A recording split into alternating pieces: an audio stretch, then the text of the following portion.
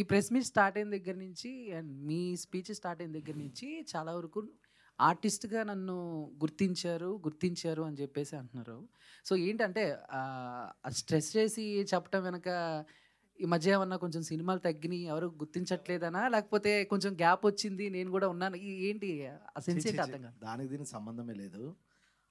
Title artist కాబట్టి అలా మాట్లాడితే కొంచెం రీచ్ అవుతుందని తప్ప గ్యాప్ వచ్చింది గుర్తించట్లేదని మీరు అనుకుంటారు, నేను అనుకోవట్లే. Okay, thank you.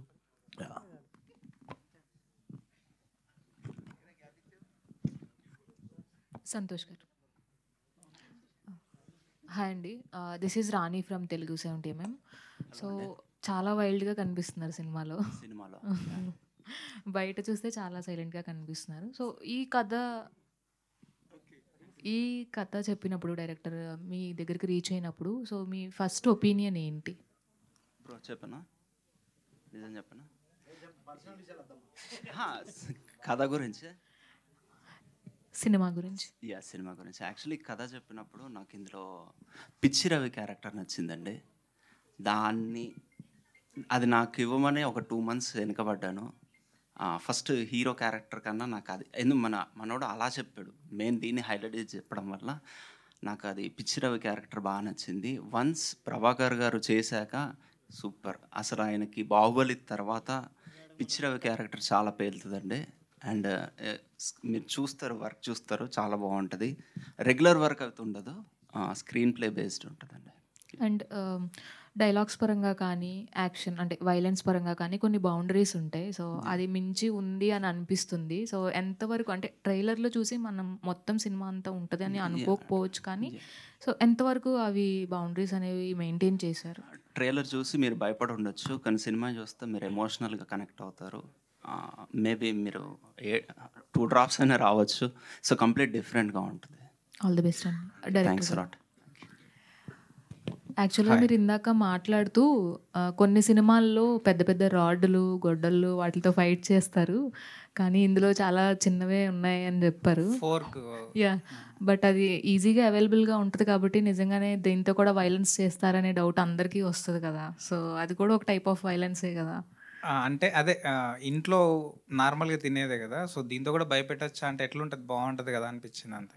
అందుకని ఈజీగా భయపడతారు. ఎస్, ఈ కథ ఎంచుకున్నప్పుడు సో మోర్ వైలెన్స్ కనిపిస్తుంది. వైలెన్స్ కంటే కూడా ఏదో ఒక వైలెన్స్తో పాటు ఒక మెసేజ్ కూడా ఉంటుంది. ఇంత వైలెన్స్ చూపించారంటే సో డిఫరెంట్ పాయింట్ ఏం చూపిస్తున్నారు ఈ సినిమాలో? కొత్తగా కథలేం చెప్పలేం కదండి, కథ పాతగానే ఉంటుంది ఎప్పుడైనా సరే. స్క్రీన్ ప్లే కొత్తగా ఉంటుంది. సో కొత్త స్క్రీన్ ప్లేతో కొత్త ప్రజెంటేషన్ ఇచ్చాను. సో 100% ఆ హుక్ అయి చూస్తారు. నేను చెప్పే క్యారెక్టరైజేషన్స్ కానీ చెప్పే స్క్రీన్ ప్లే కానీ చాలా పర్ఫెక్ట్గా కొత్తగా అలా ఉండిపోతారు. అది నేను గ్యారంటీగా చెప్పగలుగుతాను. కృషిక.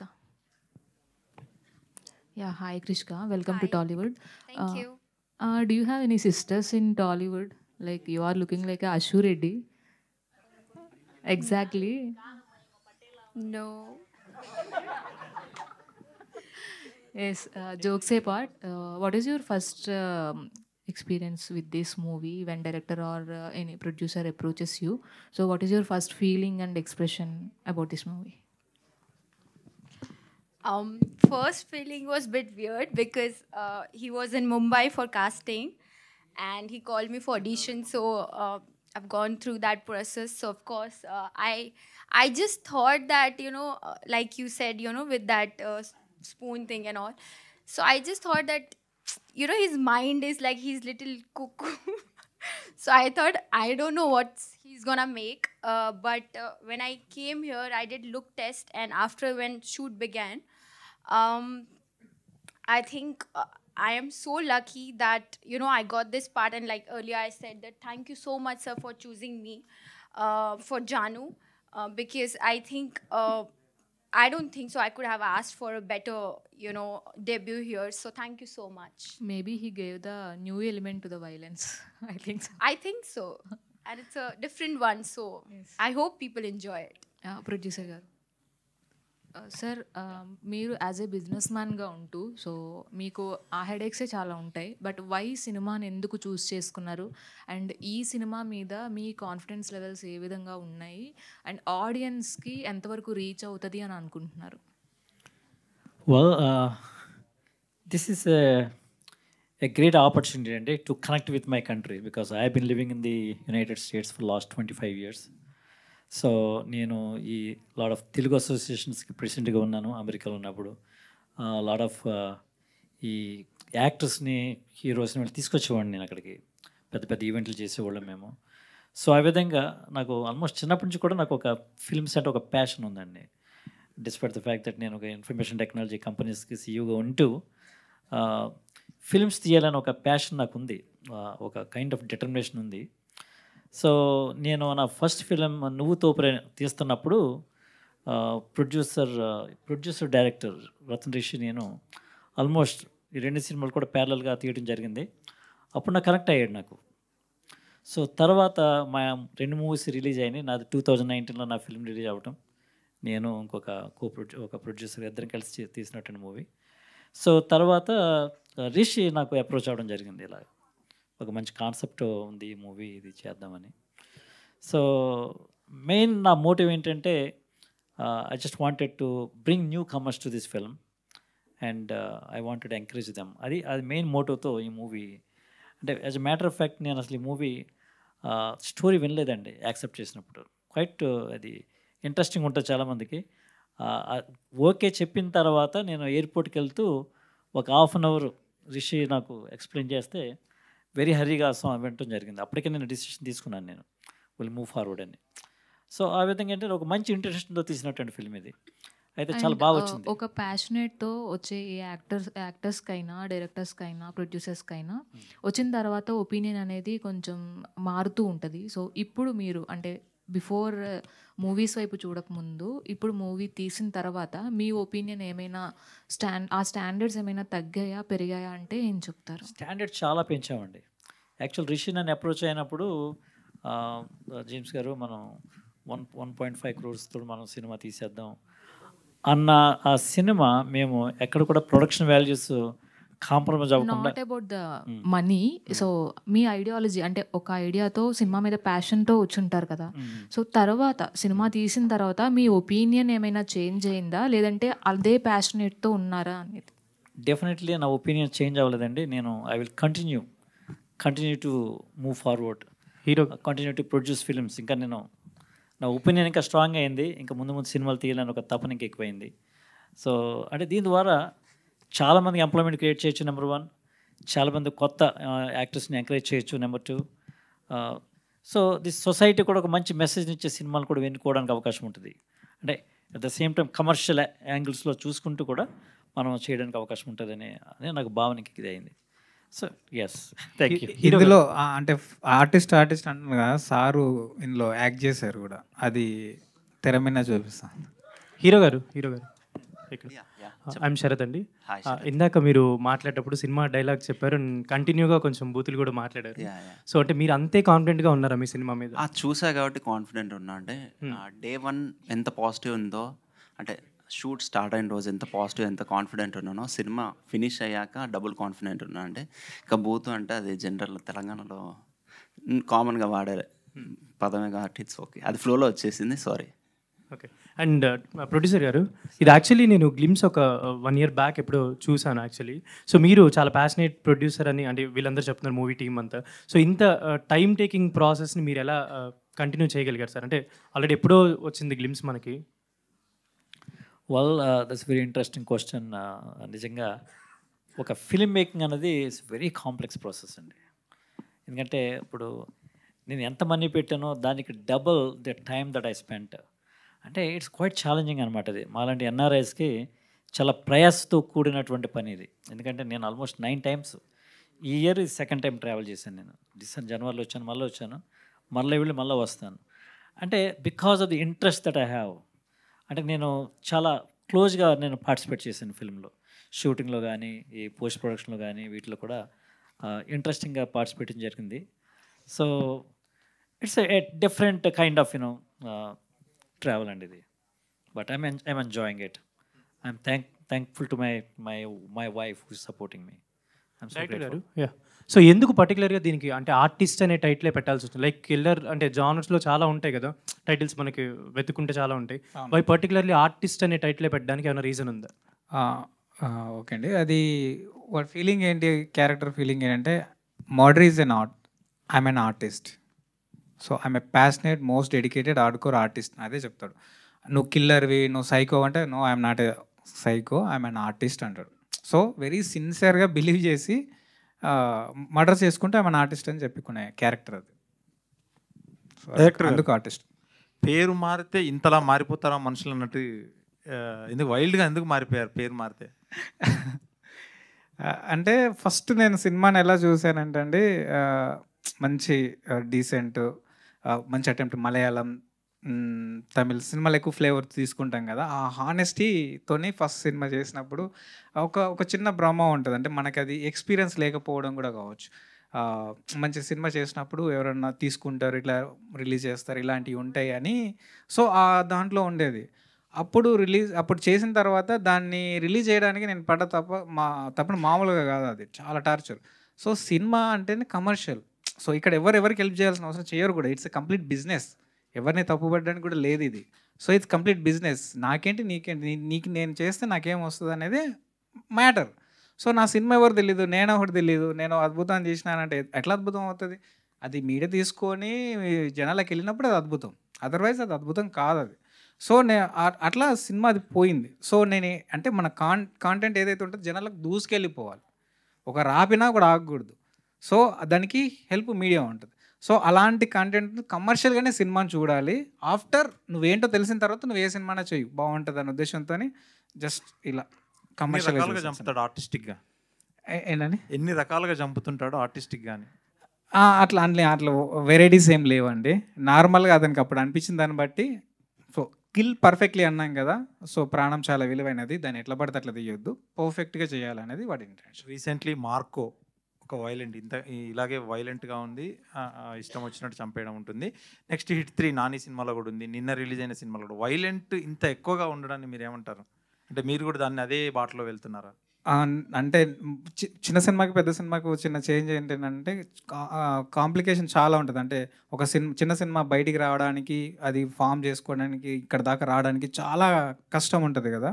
సో యాక్చువల్లీ ఇది 2 years బ్యాక్. సో ఇప్పుడు ఈ గ్యాప్లో ఇవన్నీ రావడం వల్ల నేను ఇన్స్పైర్ అయినట్టుగా ఉంది, వీటిని ఫాలో అయినట్టుంది. So end of the day ఏది ముందు వచ్చింది అనేది ఇంపార్టెంట్. సో వాటినేమి ఇది తీసుకున్నది కాదు. బట్ వైలెన్స్ అనేది కొంచెం మాస్ యాంగిల్లో చూస్తాం కదా, అది జనాలకి ఈజీగా వెళ్తుంది, ఆడియన్కి ఎక్కువ అట్రాక్షన్గా ఉంటుంది అనే ఉద్దేశంతో. అందుకే క్రైమ్ ఎవరు ఎంకరేజ్ చేయరు, కానీ ఇంట్రెస్టింగ్గా చూస్తారు. క్రైమ్ జరిగిన దాన్ని పగలబడి మరి బ్యాక్ టు బ్యాక్ మనం బ్రేకింగ్ న్యూస్ లాగా చూస్తూ ఉంటాం. అదే చెప్తున్నాడు అక్కడ. క్రైమ్ ఎవరు ఎంకరేజ్ చంపమని చెప్పారు, ఏం చెప్పారు, కానీ వచ్చిన దాన్ని మాత్రం బ్యాక్ టు బ్యాక్ చూస్తారు. ఎలా చంపాడు, ఏం జరిగింది, లోపు ఎలా వదిలేశారు, ఎక్కడ దొరికాడు, ఏంటి, దాని మీద 100 ఎపిసోడ్లు వస్తాయి. వైలెంట్ ఎంతగా చూపించారో రొమాన్స్ కూడా అంతే ఎక్కువ చూపించినట్టున్నారు. బ్యాలెన్స్ చేయాలి కదా అని. ప్రొడ్యూసర్ గారు, సార్ అమెరికా నుంచి వచ్చి ఇంత వైలెంట్ చూపించాలా 2 గంటల సినిమా? అంటే ఆడియన్స్ యొక్క పల్స్ బట్టి మనం సినిమాలు తీయడం అన్నది కూడా ఒక ఇంట్రెస్టింగ్ అది. సో అయితే ఆయన కథ నా దగ్గర తీసుకొచ్చినప్పుడు మరి ఆ కథ ప్రకారం మరి చేయలే, దాంట్లో ఒక వండర్ఫుల్ మెసేజ్ ఉంటుంది ఎట్ ది ఎండ్. ఆ మెసేజ్ బట్టి నేను యాక్సెప్ట్ చేయడం జరిగిందండి. సో అంటే 2 గంటలు వైలెన్స్ చూపించి లాస్ట్ 2 నిమిషాలు మెసేజ్ చెప్పడం అంటే 2 గంటల్లో కూడా మీకు వైలెన్స్ ఉండదు, మధ్యలో చాలా డార్క్ కామెడీ ఉంటుంది, క్వైట్ ఇంట్రెస్టింగ్ ఎపిసోడ్స్ ఉంటాయి. So audience will definitely enjoy that. ఇందులో రొమాన్స్ సీన్స్ చేశారా, మీరు వైలెంట్గా యాక్ట్ చేశారా? నాది జస్ట్ ఒక 1 minute ఎపిసోడ్ అన్నది. సో డైరెక్టర్ గారు ఏంటంటే మీరు చెయ్యాలి అంటే, of course I'm also interested. నేను తీసే ముందు ఫిల్మ్స్లో కంపల్సరీగా నేను ఒక చిన్న యాక్షన్ చేద్దామని అనుకుంటున్నాను, క్యారెక్టర్ చేద్దామని. ఇంట్లో వాళ్ళు చూసారా సార్ ఈ సినిమా? మా వైఫ్ పిల్లలు చూసారండి. Yeah, okay, all the best. Thank you. Director గారు ఇక్కడ. హాయ్ అండి, ఐమ్ అంజలి. హాయ్ అండి. సో ట్రైలర్ చాలా బాగుంది అండ్ సాంగ్ కూడా చాలా బాగుంది. Thank you. బట్ ఇందాక మీరు మాట్లాడుతూ అంటే 2 years బ్యాక్ రావాల్సిన సినిమా, సో ముందుగా ఆల్మోస్ట్ అన్ని ఈ జానరాలు వచ్చేసాయి కాబట్టి ఇన్స్పైర్ అయ్యానేమో అని అంటున్నారు. But too much of violence ఉంది, at the same time too much of romance కూడా ఉంది. But these kind of cinema తీయాలంటే డెఫినెట్లీ ఏదో ఒక ఇన్స్పిరేషన్ అన్నది ఉంటుంది. So Malayalam kind of movies ఏమైనా చూసి ఇన్స్పైర్ అయ్యారా, లేకపోతే what kind of uh movie చూసి ఇన్స్పైర్ అయ్యి ఇలాంటి మూవీ తీయాలనుకున్నారు? బికాస్ ఒక రెగ్యులర్ లైఫ్లో ఉన్న అందుబాటులో ఉన్న వస్తువుతోనే చంపచ్చు అని మీరు చూపిస్తున్నారు. సో అది డెఫినెట్లీ షాకింగ్గానే ఉంటుంది. So what is the point, inspire చేసిన పాయింట్ ఏంటి మీకు? ఓకే అండి, థ్యాంక్ యూ. 2 years బ్యాక్ రావాల్సిందని కాదు, 2 years బ్యాక్ రాసుకున్న కథ ఫ్లోలో మేకింగ్ వైజ్గా కానీ ఇవన్నీ అట్లా చెప్పాను నేను. సో అప్పటికే అయిపోయిందని కాదు. సో ఇంకోటి ఏంటంటే ఇన్స్పిరేషన్ నాకు సమాజమే. కథ ఎప్పుడైనా సరే సమాజం నుంచే ఎక్కువ వస్తుంది. నేను సమాజాన్ని ఎక్కువ చదువుతాను, చూస్తాను, రెగ్యులర్ న్యూస్ కావచ్చు ఏదైనా. సో ఆ న్యూస్లో నుంచి వచ్చిన పాయింటే నేను తీసుకున్నాను అన్నట్టు. సో అదే నా సో ఇన్స్పిరేషన్. ఇది true ఇన్సిడెంటా? 100%. Okay, Santosh garu. Hi అండి. Hi, so hi. చాలా రూడ్గా కనిపిస్తున్నారు, ఒక మూర్ఖుల్లా కనిపిస్తున్నారు. Okay. అంటే టు బి వెరీ ఫ్రాంక్గా చెప్పాలంటే దీస్ కైండ్ ఆఫ్ క్యారెక్టర్స్ చేయడానికి కొంచెం హోంవర్క్ అనేది చేయాల్సి వస్తుంది. సో అలా మీకు ఎవరైనా అంటే లైక్ ఎవరైనా చూసి నేర్చుకోవడం కానీ, ఎనీ మూవీస్ చూసారా ఏంటి క్యారెక్టర్ బిల్డ్ చేసుకోవడానికి? హోంవర్క్ ఏం చేయలేదు, డైరెక్టర్ ఏం చెప్తా చెప్పాను. మీకు ఆ మూర్ఖత్వం, ఆ వాయిలెన్స్ ఏదన్నా ఉన్నా డైరెక్టర్ నాది కాదు. సో సమ్ సీన్స్ ఇలాంటివి కొన్ని సీన్స్ చేస్తున్నప్పుడు మన మూవీ షూటింగ్ అయిపోయినా ఏదైపోయినా కొన్ని మనకి అలా హాంట్ చేస్తూ ఉంటాయి, ఉండిపోతూ ఉంటుంది మైండ్లో అవి చేస్తూ ఉన్నా సరే. సో ఐ మీన్ మీకు ఏ సిచ్యువేషన్ ఆర్ ఏ సీన్ చేస్తున్నప్పుడు కొంచెం ఇబ్బంది ఫీల్ అయ్యారు అండ్ చాలా రోజుల వరకు హాంట్ చేసింది? బేసిక్గా అందరు వైలెంట్ అంటున్నారు కానీ ట్రైలర్లోనే వాయిలెన్స్ ఉంటుందండి. మీరు మూవీ చూసాక ఈ క్వశ్చన్స్ అడగరు, మరి చూపించే మీరు మాకు చూపించిన దాన్ని బట్టి మేము అడుగుతాం ఫుల్ కదా. మూవీ చూసాక చాలా బాగుంటుంది. ఒక సిస్టర్ స్టోరీ కానివ్వండి, సొసైటీలో ఉన్న ఒక ప్రాబ్లం గురించి డిస్కస్ చేస్తాం. ట్రైలర్ కట్ అలా చేశారు మా director. So some commercial elements కోసం. ఓకే, బట్ నేను అడిగిన క్వశ్చన్కి ఆన్సర్ రాలా. Is there any particular scene that haunt you till? No అండి, నో. చాలా కూల్గా చేసుకుంటూ వెళ్ళిపోయాం. నేను సంతోష్ గారు అంటే ట్రైలర్లో చూస్తుంటే మనకి మీరు సిగార్స్ అనేది ఇలా తీసుకొని వెళ్తుంటారు కదా. సో అంటే ప్రాక్టీస్ టైంలో ఇప్పటివరకు అంటే టిల్ ది షూటింగ్ ఎండ్ వరకు ఎన్ని సిగార్స్ అనేది? ఆ షార్ట్కి అయితే చాలా ఇబ్బంది పడ్డా అండి, వామిటింగ్ అయింది నాకు. సిగరెట్ అంటే ఓకే, అప్పుడప్పుడు చుట్ట ఆ స్మెల్కే వామిటింగ్ వచ్చింది. సో అది చాలా కష్టపడ్డా అండి. సో అంటే ఇప్పటివరకు ఎన్ని పప్స్ అనొచ్చు అంటే మీ దృష్టిలో, అంటే ఇప్పటివరకు పర్ఫెక్ట్ ట్రయల్ కోసం కావచ్చు? అదే ఒక 20 దాగుంటా, ఒక్క షాట్కి 20 చుట్టాలు దాగుంటా అండి. దానికి స్పెషల్గా రాజమండ్రి నుంచి తెప్పించారు. అక్కడ ఆర్టిస్ట్ కనబడుతున్నారు. Thank you.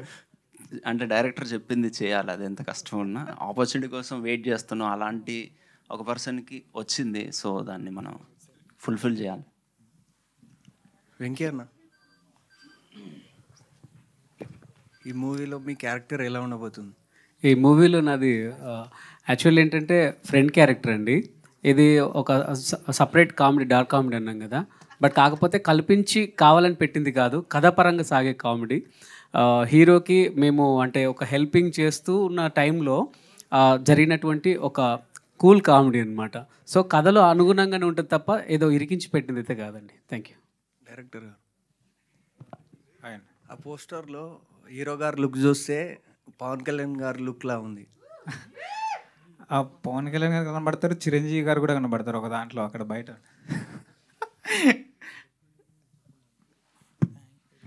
హీరో గారు, యాక్చువల్లీ మీరు ఇందాక అంటున్నారు అది రవి క్యారెక్టర్ నేను చేయాలనుకున్నాను, పిచ్చి రవి క్యారెక్టర్ మీరు చేయాలనుకున్నారు. యాక్చువల్లీ ప్రభాకర్ గారితో ఆల్మోస్ట్ మీరు పోటీ పడి చేసినట్టుగానే ఉంది దీంట్లో. సో ఆయనతో వర్కింగ్ ఎక్స్పీరియన్స్ అండ్ అలాంటి ఆర్టిస్ట్తోని అంటే బీట్ చేయాలంటే కొంచెం కష్టం అవుతుంది. సో మీరు ఎటువంటి జాగ్రత్తలు తీసుకున్నారు ఆయనతో ఈక్వల్గా యాక్ట్ చేయడానికి? కానీ ఎటువంటి జాగ్రత్తలు తీసుకోవడం జరిగింది? ఏమోండి, నేనైతే ఏం కష్టపడ్డట్టు అనిపించలేదు. జస్ట్ బ్లాంక్ వెళ్ళాను, డైరెక్టర్ ఏం చెప్పారో అది చేసి వచ్చాను అంతే. అది ఏదన్నా అప్రిసియేషన్ వచ్చినా డైరెక్టర్కి వస్తుంది. మొత్తం డైరెక్టర్ గారు ఎలా చెప్తారు అంతే అండి. నా ఇన్పుట్స్ ఏం లేవు, జస్ట్ చెప్పింది చేశాను అంతే. ఒకటి ఉంది, చుట్టాలు యాక్చువల్లీ నేను సీగా రవి అనుకున్నాను, మనోడే చుట్టాలు అక్కడ నుంచి తీసుకురావడం ఇది ఉంది. నీదేది సంతోష్ బ్రో, ఇందాక మీరు మాట్లాడుతూ అసలు ఈ సినిమా నేను వేరే అనే పెద్ద హీరో చేయాల్సింది, బయట నేను చేశానని చెప్పాను. సో ఎవరు ఆ హీరో? అది ఎలా చెప్తా అంటే యా లేదు చెవులో ఈయనకంటే చేసి కొంచెం రమేష్ గారు, రమేష్ అన్న అన్న అంటే ఇప్పుడు ఏ సినిమాలో చూసుకున్నా మీది ఎక్కువ తాగుబోతు క్యారెక్టర్ ఉంటుంది. అంటే మీ పేరు కూడా తాగుబోతు రమేష్ అని. కానీ ఈ సినిమాలో తాగుబోతు క్యారెక్టర్ అసలు లేదని చెప్తున్నారు కదా. అంటే అదే ఇప్పుడు బేసికల్గా గ్యాబ్ అంటే మనోడు అన్నాడు కదా, గ్యాబ్ వచ్చిందని ప్రెస్టేజ్ అంటే ప్రెస్టేషన్ ఏముండదు. ఏ క్యారెక్టర్ అయినా ఒక పీక్స్ వరకు వెళ్తాం. తాగుబోతు పీక్స్ చూసే కదా, అవి వచ్చినా చేయబుద్ధి కాదు, తెలియకుండా ఆ గ్యాబ్. నన్ను నేను కొత్తగా ప్రూవ్ చేసుకోవాలంటే ఇలాంటి సినిమాలు పడాలి కదా. పేరు అదే ఉంటుంది, తాగుబోతు రమేష్ ఇస్ బ్రాండ్, రైట్? అట్లా ప్రతిరోజు తాగితే బాగోదు కదా, ఇంట్లో కూడా రానియరు. అందుకని కొంచెం గ్యాప్ ఇచ్చా, కొత్తగా ట్రై చేద్దామని. ఇందులో ఎమోషనల్ క్యారెక్టర్ ఏమైనా ఉంటుందా?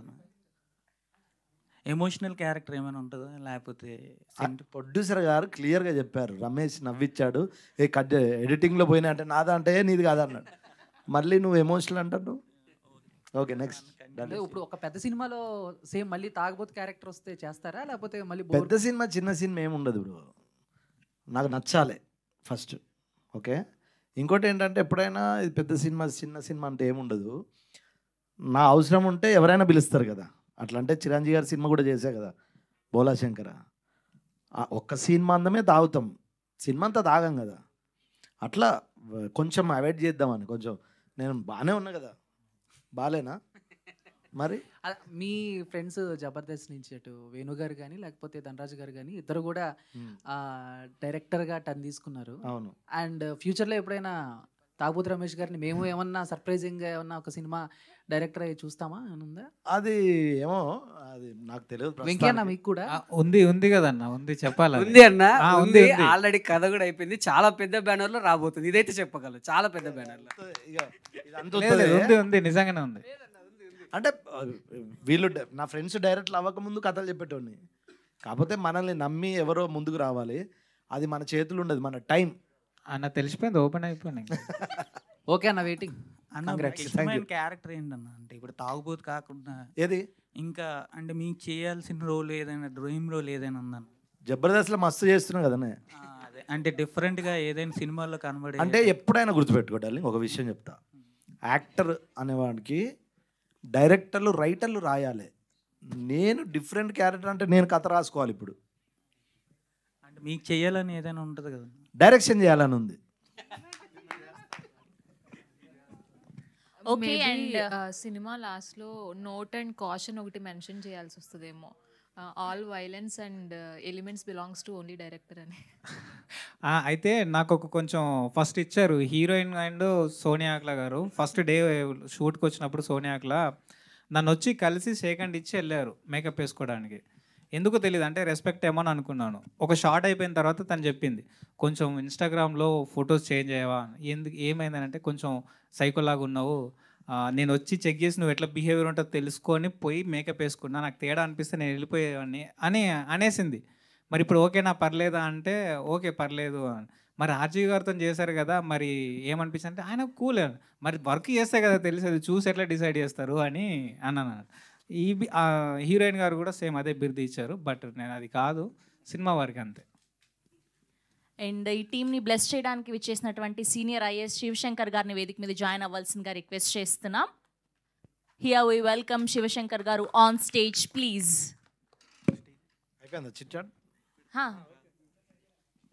మీరేమైనా చెప్పాలనుకుంటే చెప్పొచ్చు పర్సనల్గా. నేను చెప్పా, వాళ్ళకి అందరూ తెలుసు. రమేష్ అన్న సినిమా గురించి ఏమైనా అప్డేట్ ఇవ్వచ్చుగా? స్టోరీ కాదు భయ్యా, అయినా అసలు జనరల్గా ఎవరు సినిమా రిలీజ్ ముందు చెప్పడు, 15 నిమిషాలు చెప్పిండు. సార్ ప్లీజ్ మళ్ళీ అడుగుతున్నామంటే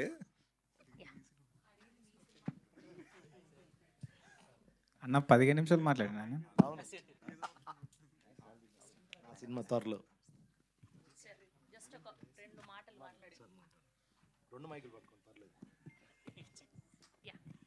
ప్లీజ్ కూర్చో సార్. స్టోరీని చెప్పినట్టు సినిమా చూశారు కాబట్టి అట్లా పైన ఇచ్చి కూర్చోండి అందరు ప్లీజ్.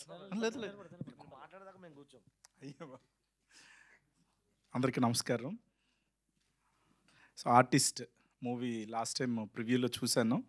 చాలా ఆద్యంతం ఒక మంచి థ్రిల్లర్, అంటే క్లైమాక్స్ వరకు కూడా మనకి కూర్చోబెట్టే విధంగా ఉంది. సో అది చూడగానే బ్రదర్ ప్రొడ్యూసర్ జేమ్స్ గారికి, హీరో గారికి, డైరెక్టర్ గారికి, ముఖ్యంగా అందరికీ కూడా మా టీం అంతా ఎవరెవరైతే వచ్చామో అందరం కూడా పాజిటివ్గా ఫీడ్బ్యాక్ ఇవ్వటం జరిగింది.